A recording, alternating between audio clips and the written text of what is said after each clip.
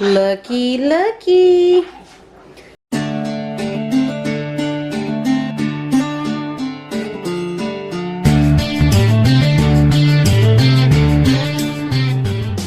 Hey, what's up everybody? It's day 1728 of this quarantine business. I kid, it feels that way, but anyways, I am at home with the kids, and Tobin is fortunate enough to be able to work outside the home still. His job is considered essential business, so he is going to work every single day, just like a normal day, and I've been home with the kids. I wanted to do something fun with them while we're home.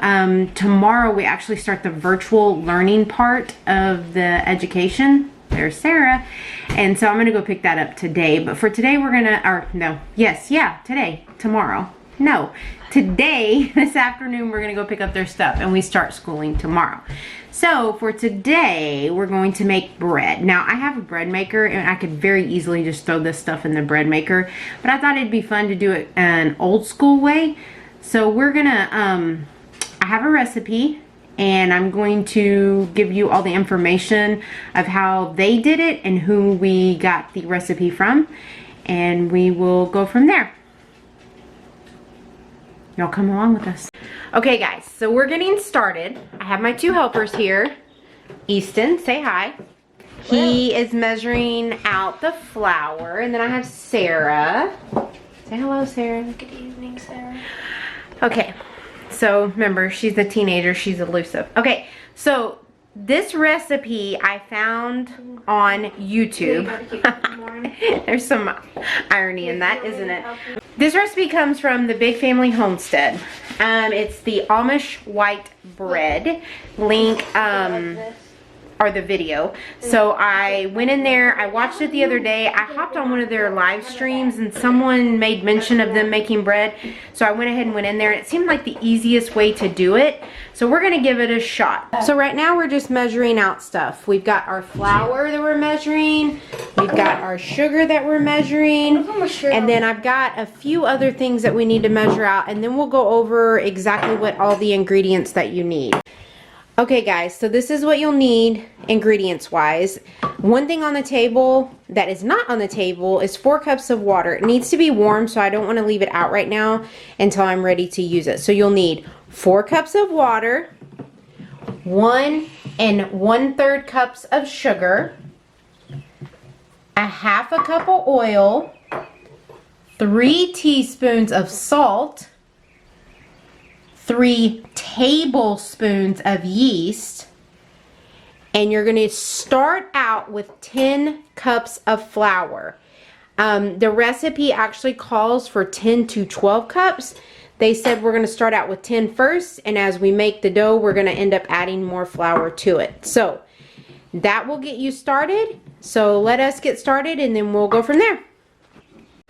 Okay guys, so here's the 4 cups of water that I left out earlier. You're going to need the water to be warm enough because you're going to dissolve the sugar in this water. So Easton, go ahead and pour the sugar in.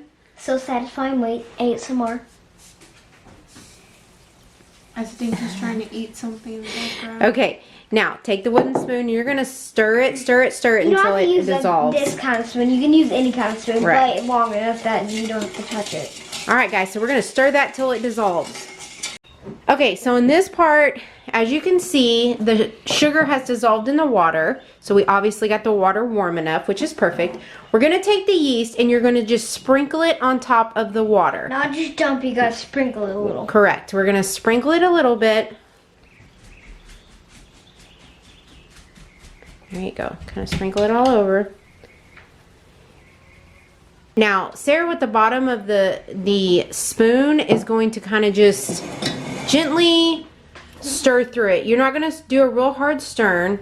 And what this is going to do is it's going to activate the yeast.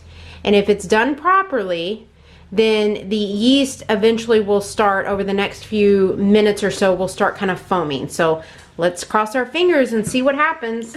Okay guys, so right now it's kind of like a science experiment. We were kind of worried it wasn't working, but as you can see, kind of the middle kind of foamed up a little bit. Yes, it stinks really bad, like yeast does. So let's move on to the next step. Okay, so next up we're gonna add our oil. We're gonna pour the oil in and we're just gonna give it a light stir.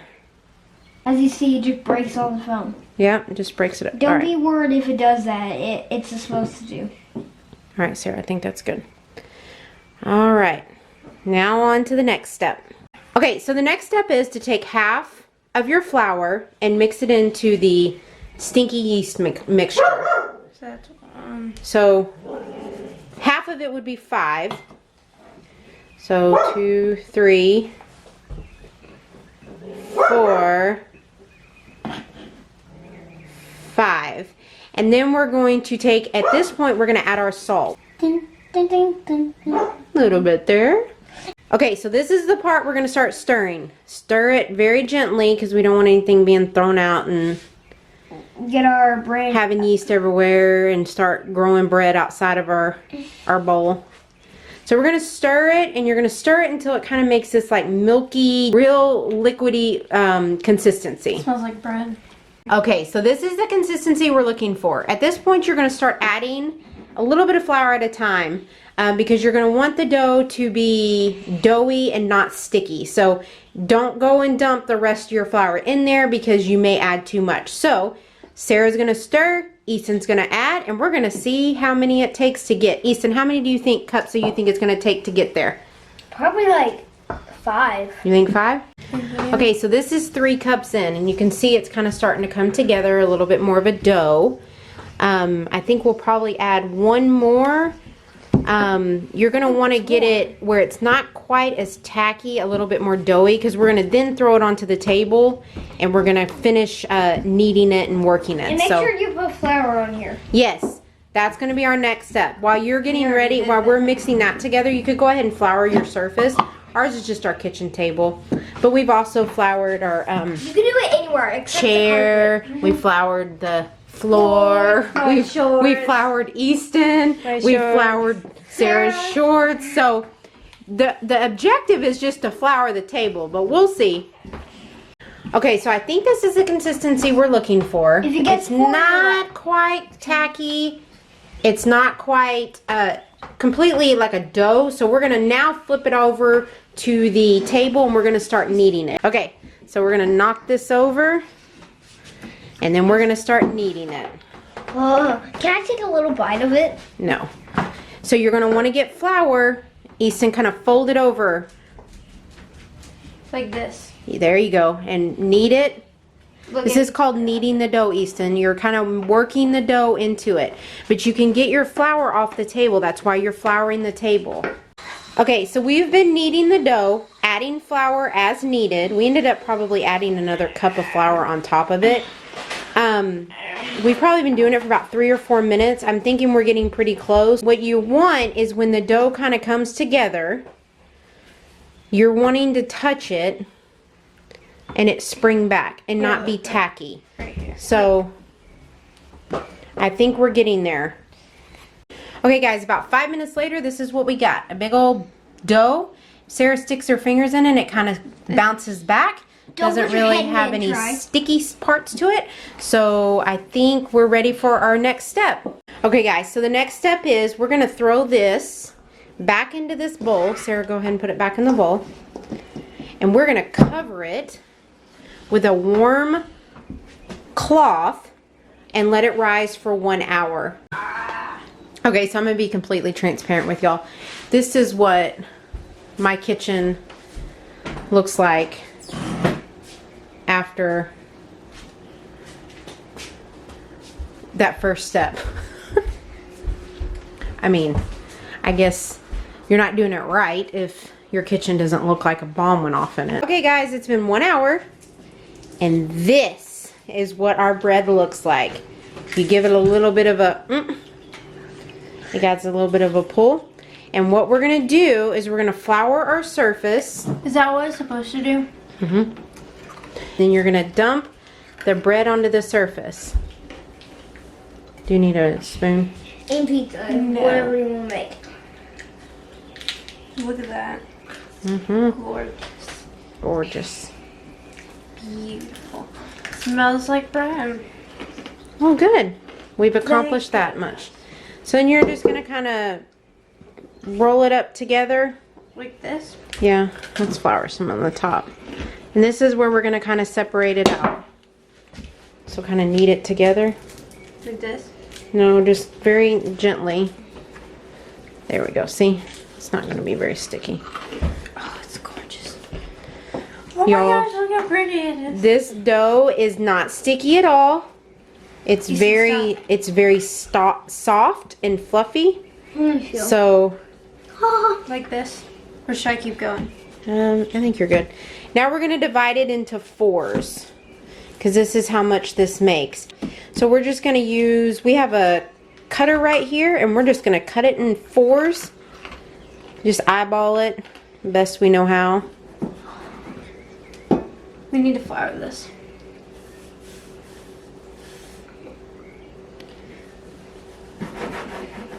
There you go. Look at the inside.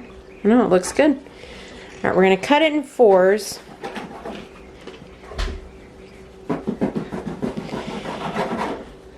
Now, I don't have 4 bread pans. So I'm gonna make 1 a loaf, 1 in a round, and then I'm gonna freeze the other 2. I don't know how to do that, the freezing part yet, but we're gonna figure it out. Okay, so Sarah's gonna make our loaf, and what she's done is she kind of put it in a ball, and then she's just gonna kind of roll it up like a log. This way? Other way, I think. Short end to short end. Okay. Just like that. And you're just gonna kind of roll it up. Oh wait, I'm gonna do it this way. Okay. And she's gonna roll it up. And then you kind of tuck the ends under. Like this. And you're gonna set it in the loaf, and that's gonna sit there and that's gonna rest for about 45 minutes. Easton's gonna make a circular one. So you just kind of make it into a circle the best you can. Okay, so we have 2 on the pan. These are the 2 we're gonna go ahead and let rise, and then we're gonna freeze them. This one we're gonna put in the oven, and that one we're gonna put in the oven. But they've gotta rest for 45 minutes. I'm gonna put that wet towel back over them both, and then we'll see you guys in 45 minutes. All right, they're resting. I'm gonna go over here and set the timer. Easton is washing his hands from all the dough. So we're gonna go ahead and set the timer for 45 minutes.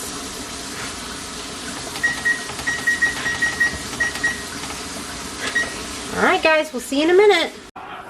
Looky, looky. 45 minutes later, and they have risen. We're gonna put them in the oven. 350 degrees for 30 minutes. So excited to see what this looks like when it's done. Is this gonna be 15 minutes left. Look how yummy it looks.